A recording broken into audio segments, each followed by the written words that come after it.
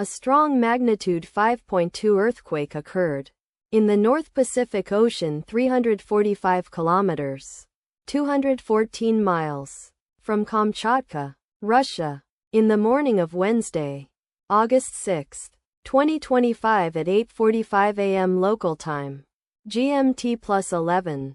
The depth of the quake could not be determined, but is assumed to be shallow. The quake was reported felt by some people near the epicenter.